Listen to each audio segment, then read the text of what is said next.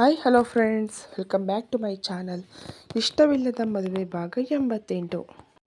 Hi ತಾತ, ತುಂಬ ದಿನಗಳು ಆದಮೇಲೆ ಈ ಮೊಮ್ಮಗನ್ನ ನೆನಪಿಸ್ಕೊಂಡಿದ್ದೀರಾ? ಅಲ್ಲ, ಮನೆಯಲ್ಲಿ ಕೂತು ಬೋರ್ ಆದರೆ ರೆಸಾರ್ಟ್ ಕಡೆಗೆ ವಾರಕ್ಕೊಮ್ಮೆ ಹೋಗ್ತಿರು ಅಂದಿದ್ದೆ. ಆದರೆ ತಾವು ರೆಸಾರ್ಟ್ ತುಂಬ ಲೇಡೀಸ್ ಟಾಪ್ಸ್ ಹಾಕಿ ಪೂರ್ತಿ ವಾರ ಕಣ್ಣು ತಂಪು ಮಾಡಿಕೊಂಡು ಅಲ್ಲೇ ಇರ್ತೀರಂತೆ ಅಂತ ನಗುತ್ತ ತಾತ ದಿನಕರ್ ಕಾಲೆಳೆದರೆ ಅತ್ತಲಿಂದ ಬಂದ ತಾತನ ಗಂಭೀರವಾದ ಧ್ವನಿಗೆ ಸುಮ್ಮನಾಗಿ ಅವರ ಮಾತಿಗೆ ಕಿವಿಯಾದ ಜೀವ ಕೈ ಕೋಪದಲ್ಲಿ ಮುಷ್ಟಿಕಟ್ಟಿತ್ತು. ಅವಳಿಗೆ ಪ್ರಜ್ಞೆ ಬರಲಿ ಇಲ್ಲ ಅಲ್ಲೇ ಸತ್ತು ಹೋಗಲಿ, ನನಗ್ಯಾಕೆ ಕಾಲ್ ಮಾಡಿದ್ರಿ? ಅವಳು ನಿಮಗೆ ಮೊಮ್ಮಗಳು ಆಗಿರ್ಬೋದು, ಆದರೆ ನನಗೇನೂ ಅಲ್ಲ ಅಂತ ಹಲ್ಲು ಕಚ್ಚಿ ನುಡಿದನು.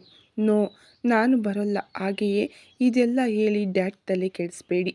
ಸಾಧ್ಯ ಆದರೆ ಅವಳಪ್ಪ, ಐ ಮೀನ್ ನಿಮ್ಮ ಮಗ ಹಾಗೂ ಸೊಸೆ ಹೇಗೆಲ್ಲ ಹಾರಾಡಿ ಮಣ್ಣು ಪಾಲಾದ್ರು ಅನ್ನೋದನ್ನು ಅವಳಿಗೆ ಬಿಡಿಸಿ ಹೇಳಿ. ಎಲ್ಲ ಕೇಳಿದ ಮೇಲೂ ಮೆಂಟಲ್ ತರಹ ಮಾತಾಡಿದರೆ 10 ಸ್ಲೀಪಿಂಗ್ ಪಿಲ್ಸ್ ಅಥವಾ ಅಲ್ಲೇ ಯಾವುದಾದ್ರೂ ಇಂಜೆಕ್ಷನ್ ಚುಚ್ಚಿ ಸಾಯಿಸಿ ಬಿಡಿ ಅವಳನ್ನು ಅಂತ ನಿಷ್ಠೂರವಾಗಿ ನುಡಿದವನು ಕರೆ ತುಂಡರಿಸಿ ಕೋಪದಲ್ಲಿ ಮೊಬೈಲ್ ಬೆಡ್ ಮೇಲೆ ಎಸೆದು ಮರುಕ್ಷಣ ಅದು ರಿಂಗಣಿಸಿತ್ತು. ಇತ್ತ ಅವನ ಜೊತೆ ಮಾತನಾಡಬೇಕೆಂದು ಅಂಜಲಿ ಅವನನ್ನು ಕರೆಯಬೇಕು ಎನ್ನುವಾಗ ಅವನ ರಿಂಗಣಿಸಿದ ಮೊಬೈಲ್ ಸದ್ದಿಗೆ ಅವನ ಹಿಂದೆ ಹೋಗದೆ ಬಾಲ್ಕನಿಯಲ್ಲೇ ಸ್ವಲ್ಪ ಹೊತ್ತು ನಿಂತು ಒಳಗಡೆ ನಡೆದಳು.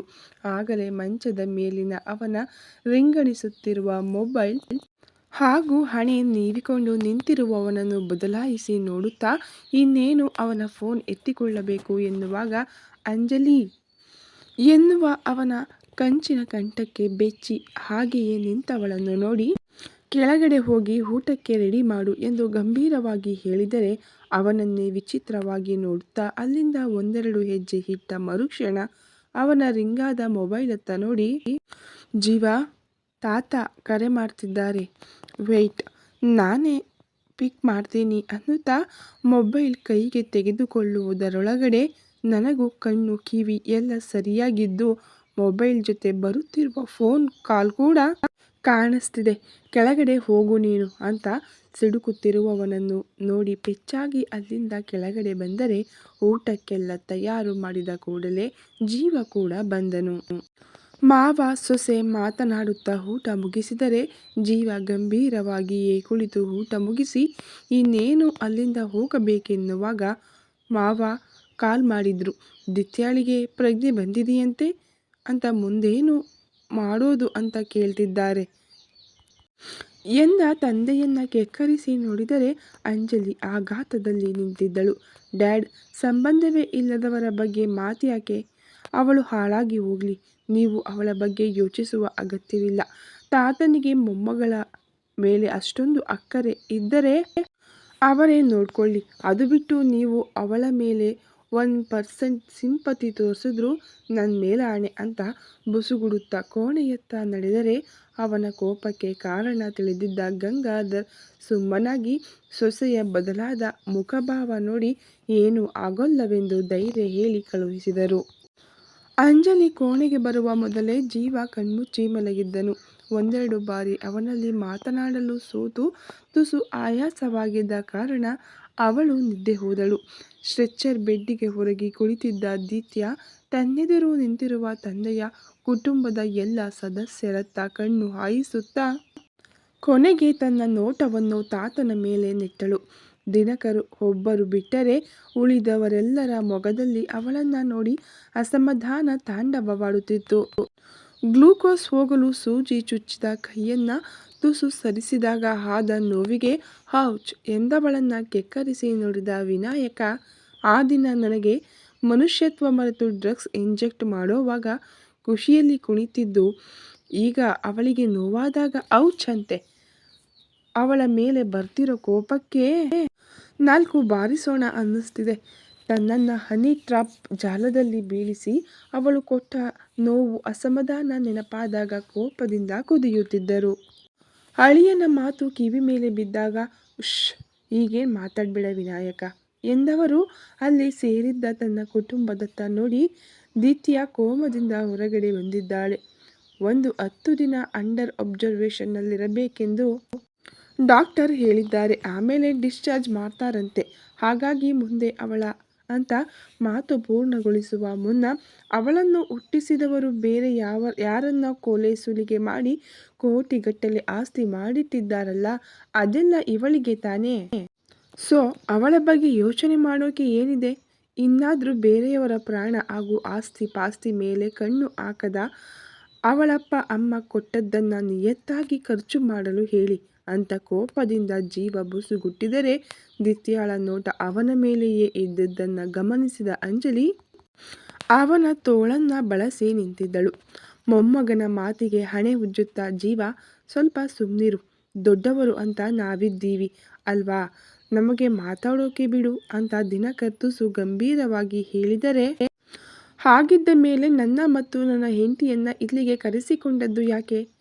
ಎಲ್ಲರ ಡ್ರಾಮಾವನ್ನ ನೋಡೋಕೆ ಅಥವಾ ಕೇಳೋಕೆ ಯಾವ ಇಂಟ್ರೆಸ್ಟ್ ನಮಗಿಲ್ಲ ಅಂತ ಕಟುವಾಗಿ ನುಡಿದರೆ, ಈ ಬಾರಿ ಗಂಗಾಧರ್ ಮಗನಿಗೆ ಗದರಿದಾಗ ಸುಮ್ಮನಾದನು.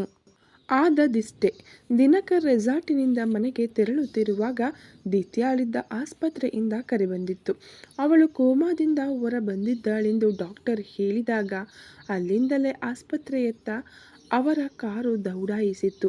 ಕಾರಣ ಮೊಮ್ಮಗಳ ಮೇಲಿನ ಅಕ್ಕರೆಯಲ್ಲ, ತಮ್ಮ ಮಗನ ಎಲ್ಲ ಕೆಟ್ಟ ಗುಣಗಳನ್ನು ಬಳುವಳಿಯಾಗಿ ಪಡೆದ ಮೊಮ್ಮಗಳು ಎಂತಹ ಪ್ರಳಯಾಂತಕಿ ಎನ್ನುವುದು ಅಳಿಯ ವಿನಾಯಕನ ವಿಷಯದಲ್ಲೇ ತಿಳಿದಿದ್ದರು. ಹಾಗಾಗಿ ಈ ಕ್ಷಣ ಆಸ್ಪತ್ರೆಗೆ ಹೋಗದಿದ್ದರೆ ಎಚ್ಚರಗೊಂಡವಳು ಅದೇನು ಮನೆ ಆಳು ಕೆಲಸ ಮಾಡುತ್ತಾಳೋ ಎಂದು ಹೆದರಿ ಆಸ್ಪತ್ರೆಗೆ ಬಂದಿದ್ದರು. ತಾನು ಎಚ್ಚರಗೊಂಡು ಗಂಟೆಗಳಾದರೂ ಯಾರೂ ಬಂದಿರದನ್ನ ಗಮನಿಸಿದ ದಿತ್ಯ ಅಲ್ಲೇ ಇದ್ದ ನರ್ಸ್ ಬಳಿ ಫೋನ್ ಕೇಳಿದ್ದಳು. ಆದರೆ ದಿನಕರ್ ಮೊದಲೇ ಇದರ ಬಗ್ಗೆ ಕಟ್ಟಾಜ್ಞೆ ಮಾಡಿದ್ದರಿಂದ ನರ್ಸ್ ಅವಳಿಗೆ ನಿದ್ದೆ ಹೋಗಲು ಇಂಜೆಕ್ಷನ್ ಕೊಟ್ಟಳು. ಅದಾದ ಅರ್ಧ ಗಂಟೆಗೆಲ್ಲ ವಾರ್ಡ್ ಒಳಗಡೆ ಬಂದ ದಿನಕರ್ ಮಲಗಿರುವ ಮೊಮ್ಮಗಳನ್ನು ನೋಡಿ ನರ್ಸ್ ಬಳಿ ವಿಚಾರಿಸಿ ಅಲ್ಲೇ ಕುಳಿತರು. ಸ್ವಲ್ಪದರಲ್ಲಿ ಕಣ್ಣು ಬಿಟ್ಟವಳು ಎದುರಿರುವ ತಾತನನ್ನು ನೋಡಿ ಎದ್ದೇಳಲು ಪ್ರಯತ್ನಿಸಿದರೆ ಸ್ಟ್ರೆಚರ್ ತುಸು ನೇರ ಮಾಡಿ ಅವಳಿಗೆ ಹೊರಗೆ ಕೂರುವಂತೆ ಸಹಾಯ ಮಾಡಿದ ನರ್ಸ್ ಅಲ್ಲಿಂದ ಹೋದರೆ ಮೊಮ್ಮಗಳನ್ನು ಒಂದರ ಕ್ಷಣ ದಿಟ್ಟಿಸಿ ಅವಳಿದ್ದ ಕಾರು ಆಕ್ಸಿಡೆಂಟ್ ಆದ ಕ್ಷಣದಿಂದ ಹಿಡಿದು ಜೈಲಲ್ಲೇ ನೇಣು ಹಾಕಿಕೊಂಡು ಸತ್ತ ಅವಳ ಅಪ್ಪನ ಬಗ್ಗೆ ಹೇಳಿ ಸುಮ್ಮನಾದರೆ ಮುಂದೆ 10 ನಿಮಿಷ ಜೋರಾದ ಅವಳ ಅಳು ಆ ವಾರ್ಡ್ ತುಂಬಿಕೊಂಡಿತ್ತು. ಮೊಮ್ಮಗಳನ್ನು ಸಮಾಧಾನಿಸಲು ಹೋಗದೆ ಸುಮ್ಮನೆ ಅವಳನ್ನೇ ದಿಟ್ಟಿಸುತ್ತಾ ಕುಳಿತಿದ್ದರೆ, ನನ್ನನ್ನು ಯಾಕೆ ಬದುಕಿಸಿದ್ರಿ ತಾತ, ನನಗೂ ಟ್ರೀಟ್ಮೆಂಟ್ ಕೊಡದೆ ಸಾಯಲು ಬಿಡಬಹುದಿತ್ತಲ್ವಾ ಅಂತ ಅಳುತ್ತಲೇ ಕೇಳಿದವಳ ಮಾತಿಗೆ ಒಮ್ಮೆ ಆಶ್ಚರ್ಯವಾಗಿತ್ತವರಿಗೆ. ಎಲ್ಲಿ ತಂದೆ ತಾಯಿಯನ್ನು ಕಳೆದುಕೊಂಡ ನೋವು ಅಸಹಾಯಕತೆಗೆ ಪುನಃ ನಮ್ಮ ಮೇಲೆ ದ್ವೇಷ ಕಟ್ಟಿಕೊಂಡು ಹಾರಾಡ್ತಾಳೆ ಎಂದುಕೊಂಡವರು ಅವಳಿಂದ ಈ ನಡೆಯನ್ನು ಎದುರು ನೋಡಿರಲಿಲ್ಲ. ತನ್ನ ಕಾರಿನ ಡ್ಯಾಶ್ ಬೋರ್ಡಲ್ಲಿ ಜೋಪಾನವಾಗಿರಿಸಿದ್ದ ಮಗ ದಿನೇಶ್ ತನ್ನ ಮಗಳಿಗಾಗಿ ಬರೆದ ಪತ್ರವನ್ನ ಡ್ರೈವರ್ ಬಳಿ ತರುವಂತೆ ಹೇಳಿ ಅವನೆದುರು ಚಾಚಿದಾಗ ಕ್ಷಣಕಾಲ ಅಳು ನಿಲ್ಲಿಸಿ ನಂತರ ಬೊಬ್ಬಿರಿದು ಅಳತೊಡಗಿದಾಗ ಡಾಕ್ಟರನ್ನ ಕರೆದ ದಿನಕರ್ ಅವಳನ್ನು ಸಂಭಾಳಿಸುವಂತೆ ಹೇಳಿದರು. ತುಂಬ ಸಮಯದ ಪ್ರಯತ್ನದ ಬಳಿಕ ಅವಳ ಅಳು ನಿಂತಿತ್ತು.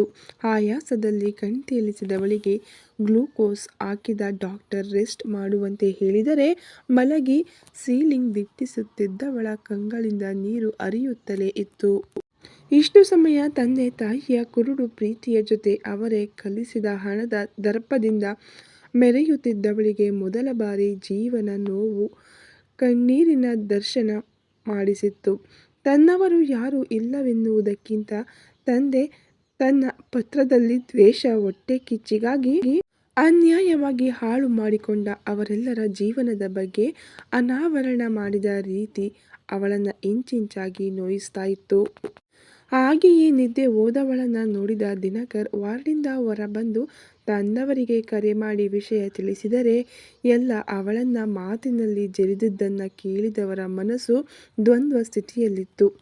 ಹಾಗೆಯೇ ಒಳ ಬಂದವರಿಗೆ ರಕ್ತದ ಮಡುವಿನಲ್ಲಿ ಕೆಳಗಡೆ ಬಿದ್ದಿದ್ದ ಮೊಮ್ಮಗಳನ್ನು ನೋಡಿ ಆಘಾತವಾಗಿ ಡಾಕ್ಟರ್ ನರ್ಸನ್ನು ಕರೆದು ಅವಳ ಬಳಿ ಹೋದರೆ ಗ್ಲೂಕೋಸ್ ಹೋಗಲು ಹಾಕಿದ್ದ ಸೂಜಿಯಿಂದ ಕೈ ನರವನ್ನು ಕೊಯ್ಯಲು ಪ್ರಯತ್ನಿಸಿ ಹುಚ್ಚರಂತೆ ಕೈ ಮೇಲೆ ಸೂಜಿಯಲ್ಲಿ ಗೀರಿ ಚುಚ್ಚಿಕೊಂಡಿದ್ದಳು.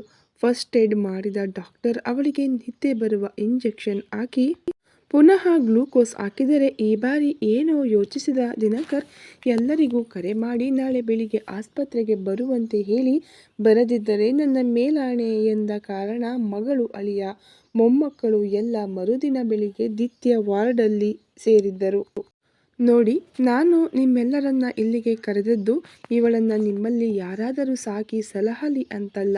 ಇವಳಪ್ಪ ಅಮ್ಮ ಅನ್ನಿಸ್ಕೊಂಡಿರೋ ದಿನೇಶ ಮತ್ತು ಪೂರ್ಣಿಮಾ ಸತ್ತಿರಬಹುದು, ಆದರೆ ಇವಳ ಮೈಯಲ್ಲಿ ಹರಿತಾ ಇರೋದು ಅವರದೇ ಕೆಟ್ಟ ರಕ್ತ. ಹಾಗಾಗಿ ಸುಡುತ್ತೆ ಅಂತ ಗೊತ್ತಿದ್ರೂ ಕೆಂಡವನ್ನು ಅಂಗೈಯಲ್ಲಿಟ್ಟುಕೊಳ್ಳೋಕೆ ನಾನೇನು ಪೆದ್ದನಾ ಎನ್ನುತ್ತಾ ತನ್ನವರನ್ನೆಲ್ಲ ಕಳೆದುಕೊಂಡು ಒಮ್ಮೆ ಸಾವಿನ ಬಾಗಿಲು ತಟ್ಟಿ ವಾಪಸ್ಸು ಬಂದಿದ್ದಾಳೆ. ಬದಲಾಗುತ್ತಾಳೆ ಅನ್ನೋ ಆಶಯದಲ್ಲಿ ತಾತನಾಗಿ ನಾನು ಜೀವಂತವಾಗಿರುವವರೆಗೂ ಅವಳ ಗಾರ್ಡಿಯನ್ ಆಗಿರುತ್ತೇನೆ. ಹಾಗಂತ ಅವಳನ್ನು ನನ್ನ ಮನೆ ಅಥವಾ ನಿಮ್ಮ ಯಾರ ಮನೆಗೂ ಸೇರಿಸೋಲ್ಲ. ಅವಳ ಅಪ್ಪನ ಮನೆಯಲ್ಲಿ ಅವಳಿರುತ್ತಾಳೆ ಎಂದವರು ಬಾಯಿ ಮುಚ್ಚುವ ಮೊದಲೇ, ಹಾಗೆಯೇ ಮುಂದೊಂದು ದಿನ ಇವಳಿಂದ ನಮಗ್ಯಾವ ತೊಂದರೆಯಾಗದಂತೆ ಇವಳಪ್ಪನಿಗೆ ಮಾಡಿದ ಹಾಗೆ ಪೊಲೀಸ್ ಮುಖಾಂತರ ಖಡಕ್ ವಾರ್ನಿಂಗ್ ಕೊಡುವುದರ ಜೊತೆ ಇವಳ ಮೇಲೊಂದು ಕಣ್ಣಿಡಲು ಹೇಳಿ ಅಂತ ಗಂಭೀರವಾಗಿ ಹೇಳಿದ ಮೊಮ್ಮಗನನ್ನ ಕಣ್ಣಲ್ಲೇ ಗದರಿದಾಗ, ನಿಮಗೇನು ತಾತ, ನಿಮ್ಮಿಂದ ಇವಳು ಕಿತ್ತುಕೊಂಡ್ರೆ ನಿಮ್ಮ ಆಸ್ತಿ ಪಾಸ್ತಿ ಹಾಗೂ ಉಳಿದ 3 ರೆಸಾರ್ಟ್ ಕಿತ್ಕೋಬಹುದು. ಆದರೆ ಅವಳ ಕಣ್ಣಿರೋದು ನಮ್ಮ ಮೇಲೆ. ನಾಳೆ ಇವಳು ನನ್ನ ಮುದ್ದಾದ ಹೆಂಡತಿಯನ್ನ ಕಿಡ್ನಾಪ್ ಮಾಡಿದರೆ ನನಗೆ ಯಾರು ಗತಿ ಎಂದವನ ಮಾತಿಗೆ ಅಂತಹ ಗಂಭೀರ ಸ್ಥಿತಿಯಲ್ಲಿದ್ದ ಎಲ್ಲರ ಮುಖದಲ್ಲೂ ನಗುವರಳಿದರೆ ಅಂಜಲಿ ಗಂಡನನ್ನ ಕೆಕ್ಕರಿಸಿ ನೋಡುತ್ತಿದ್ದಳು. ನಿಜಾನೇ ಹೇಳ್ತಿರೋದು ವೈಫಿ, ಮೊದಲೇ ಕ್ರಿಮಿನಲ್ ಮೈಂಡ್ ಅವಳು. ತಲೆಕೆಟ್ಟು ನಿನಗೇನಾದ್ರೂ ಮಾಡಿದ್ರೆ ಅಂದ. ಹಾಂ, ಅವಳಿಗೆ ಕಣ್ಣಿರೋದು ನಿನ್ಮೇಲೆ, ನನ್ನ ಮೇಲಲ್ಲ. ಏನಾದರೂ ಮಾಡಿದರೆ ನಿನಗೆ ಮಾಡ್ತಾಳೆ ಅಷ್ಟೆ. ನನ್ನ ವಿಷಯಕ್ಕೆ ಬಂದರೆ ಅವಳ ಕಾಲೆರಡು ಮುರಿದು ಕೈಯಲ್ಲಿಡ್ತೀನಿ ಅಷ್ಟೆ. ತಾತ, ನಿಮ್ಮ ಬಹು ಮುಖ್ಯವಾದ ಮೀಟಿಂಗ್ ಮುಗಿದಿದ್ರೆ ನಾನು ಹೋಗ್ತೀನಿ. ರೀ, ನಿಮಗೂ ನಿಮ್ಮ ಮಾವನ ಮಗಳನ್ನು ಕಣ್ತುಂಬಿಕೊಂಡಿರುವುದು ಮುಗಿದಿದ್ರೆ ಬನ್ನಿ, ಇಲ್ಲಾಂದ್ರೆ ಇಲ್ಲೇ ಇರಿ ಅಂತ ದಿತ್ಯಾಳತ್ತ ಕೋಪದ ನೋಟ ಬೀರಿ ಅಲ್ಲಿಂದ ಹೊರಗಡೆ ನಡೆದಳು. ಇಬ್ಬರು ಮೊಮ್ಮಕ್ಕಳ ಮಾತಿಗೆ ಹಣೆ ಚೆಚ್ಚಿಕೊಂಡವರು, ಹೋಗೋ ಹೊರಗೆ, ನನ್ನೇನೋ ತಿನ್ನುವಂತೆ ನೋಡ್ತಿರೋದು ಅಂತ ಮೊಮ್ಮಗನತ್ತ ನೋಡಿ ಬೈದರೆ, ತಾತ ಭಾರಿ ಆಡ್ತಿದ್ದೀಯಾ, ಈ ನಿನ್ನ ಮೊಮ್ಮಗಳಿಂದ ನಮಗೇನಾದರೂ ತೊಂದರೆ ಆಗಬೇಕು, ಆಗ ಇದೆ ನಿಮ್ಮಿಬ್ಬರಿಗೂ ಹಬ್ಬ ಅನ್ನುತ್ತಾ ಅಲ್ಲಿಂದ ಬಾಗಿಲ ಪಕ್ಕ ಹೋದವನು ತಿರುಗಿ, ಲೇಯ್ ಕ್ರಿಮಿನಲ್, ಹುಷಾರ್, ಆದ್ಮೇಲೆ ನಿನ್ನ ಬಾಲ ಬಿಚ್ಚಿದ್ರೆ ನೀನಿರೋ ಮನೆಗೆ ಬೆಂಕಿ ಕೊಡ್ತೀನಿ ನೋಡು ಅಂತ ಕೈ ಸನ್ನೆಯಲ್ಲಿ ವಾರ್ನಿಂಗ್ ಕೊಟ್ಟು ಜೀವ ಅಲ್ಲಿಂದ ಹೊರಗಡೆ ನಡೆದು ತುಸು ಮುಂದೆ ನಿಂತಿರುವ ಹೆಂಡತಿಯ ಬಳಿ ಹೋಗಿ, ನಡಿ ವೈಫಿ ಹೋಗೋಣ ಎಂದವನತ್ತ ತಿರುಗದೆ ಮುಂದೆ ಹೋದರೆ ಅವಳನ್ನ ಮಾತನಾಡಿಸಲು ಹರಸಾಹಸ ಪಟ್ಟು ಸೋತವನು ಇಬ್ಬರು ಕಾರೇರಿದ ಬಳಿಕ, ಓಯ್, ನಿನಗೇನು ತಲೆ ಕೆಟ್ಟಿದೆಯಾ, ನಾನೇ ಆ ಕ್ರಿಮಿನಲ್ಲನ್ನ ಕೋಮಾದಿಂದ ಎಚ್ಚರಿಸಿದ ಹಾಗೆ ಆಡ್ತಾ ಇದೆಯಲ್ಲ ಎಂದರು. ಅಂಜಲಿ ತುಟಿ ಬಿಚ್ಚಲಿಲ್ಲ. ಮೊದಲೇ ದಿತ್ಯಾಳನ್ನ ನೋಡಿದ ಅಸಮಾಧಾನ ಜೊತೆಗೆ ತಾತನ ಮೇಲಿನ ಸಿಟ್ಟಲ್ಲಿದ್ದವನು ತನ್ನವಳ ಕೋಪಕ್ಕೆ ಸೊಪ್ಪು ಹಾಕಲು ಹೋಗದೆ ಕರ್ತವ್ಯದ ನೆನಪಾದಾಗ ಕಾರನ್ನ ವೇಗವಾಗಿ ಗಿರಿಧಾಮದತ್ತ ಚಲಾಯಿಸಿದನು. ಕಾರಿನಿಂದ ಇಳಿದ ಜೀವ ತೊಟ್ಟಿದ್ದ ಶರ್ಟ್ ಸರಿ ಮಾಡುತ್ತಿದ್ದರೆ ಅವನೆದುರು ನಿಂತವಳು, ಇನ್ನೊಮ್ಮೆ ಆ ರಾಕ್ಷಸಿಯನ್ನು ನೋಡೋಕೆ ಇಷ್ಟೆಲ್ಲ ಅಂದವಾಗಿ ಹೋದ್ರೆ ಮುಖ ಪಂಚರ್ ಮಾಡ್ತೀನಿ ನೋಡು. ಹಾಳಾದವಳು.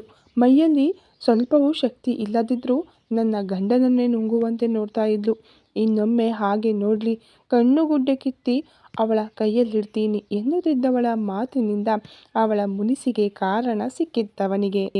ತುಟಿ ಅರಳಿಸುತ್ತಾ ಬಳಿ ಹೋದವನು ಅವಳನ್ನ ಕಾರಿಗೆ ಹೊರಗಿಸಿ ಆಚೀಚೆ ಸರಿಯದಂತೆ ಅವಳ ಇಕ್ಕೆಲಗಳಲ್ಲಿ ಕೈಯಿಟ್ಟು, ಸೊ ನನ್ನ ವೈಫಿಗೆ ಜಲಸ್ ಆಗ್ತಾ ಇದೆ, ಅಚ್ಚಚ್ಚಾ, so sweet of you wifey ಅನ್ನುತ್ತಾ ತನ್ನ ಮೂಗಿನಿಂದ ಅವಳ ಮೂಗನ್ನ ಉಜ್ಜಿದಾಗ ಕೊಸರಿಕೊಂಡವಳನ್ನು ನೋಡಿ, ಹೋಗಿ ಹೋಗಿ ಆ ಕ್ರಿಮಿನಲ್ ನನ್ನ ನೋಡಿದ್ದಕ್ಕೆ ಜಲಸ್ ಆಗ್ತಿದ್ದೀಯಲ್ಲ, ಛೀ, ತುಕ್ಕು ಹಿಡಿದಿರೋ ಗುಜರಿ ಸೈಕಲ್ ತರಹ ಇದ್ದಾಳೆ, ಹೋಗಿ ಹೋಗಿ ಅವಳ ಮೇಲೆ ಹಾಗೆಯೇ ನನ್ನ ಪಾಲಿಗೆ ರಾಕ್ಷಸಿ ಅಂತ ಅಂದರೆ ಅದು ನೀನೊಬ್ಬಳೆ.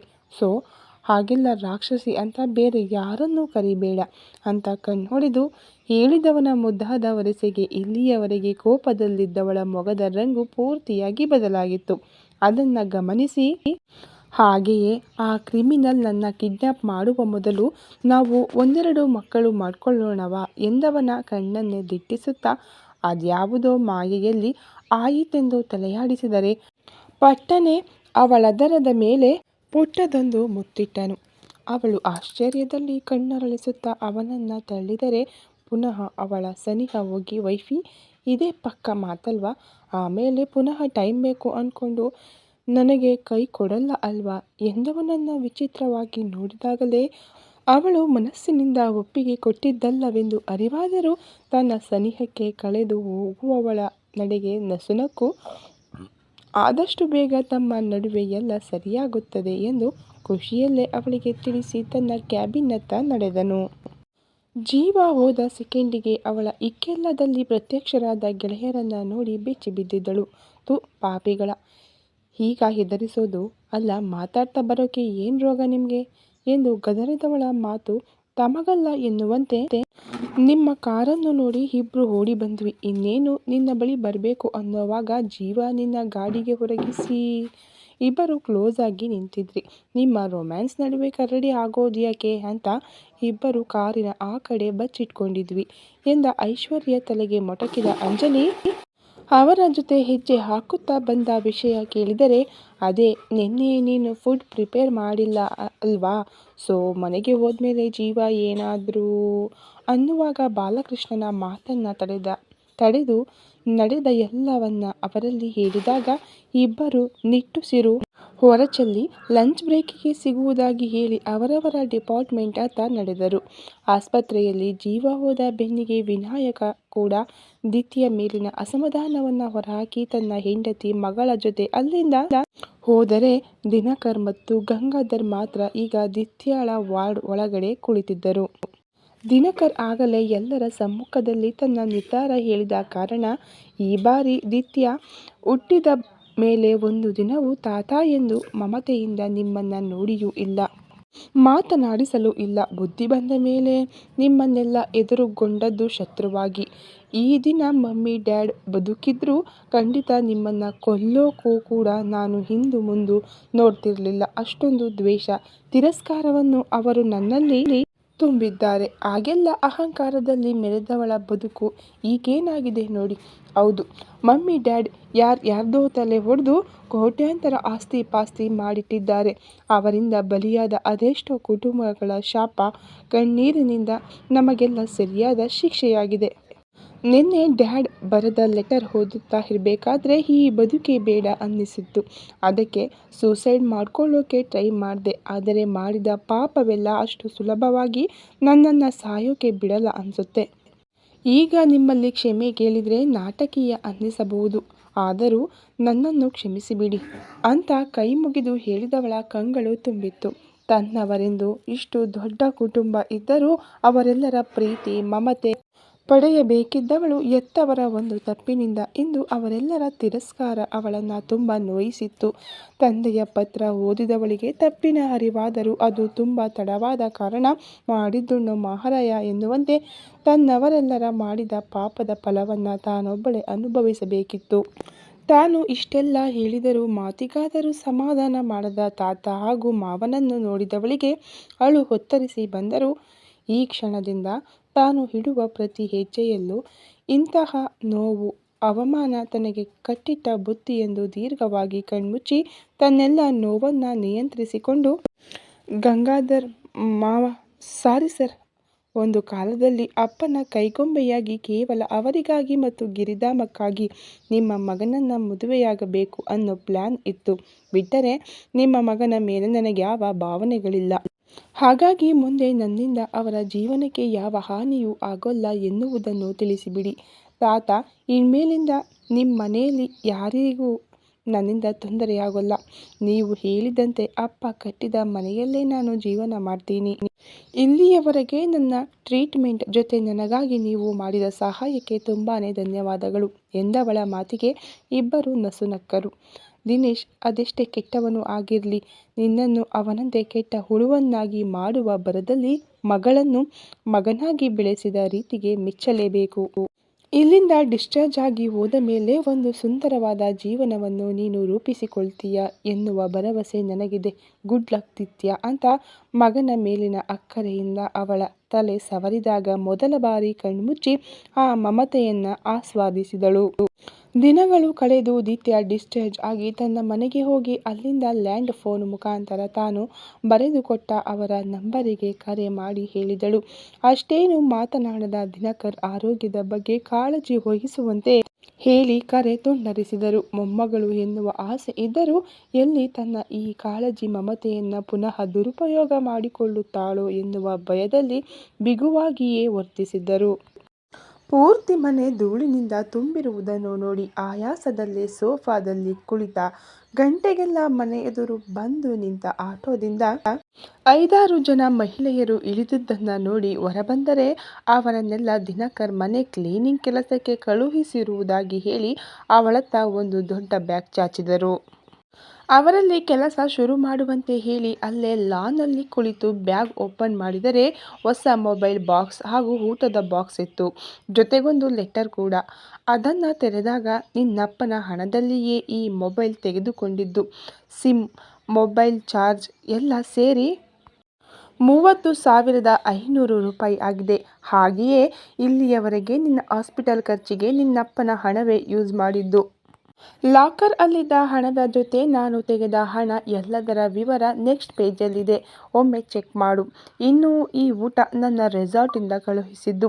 ಇವತ್ತಿಗೆ ಇದೇ ಊಟ ಮಾಡು. ನಾಳೆಯಿಂದ ಮನೆ ಹಾಗೂ ಅಡಿಗೆ ಕೆಲಸದವರು ಬೇಕಾದರೆ ಬಂದ ಹೆಂಗಸರಲ್ಲಿ ಕೇಳು ಎನ್ನುವ ತಾತನ ಲೆಟರ್ ನೋಡಿ ನಸುನಕ್ಕವಳು.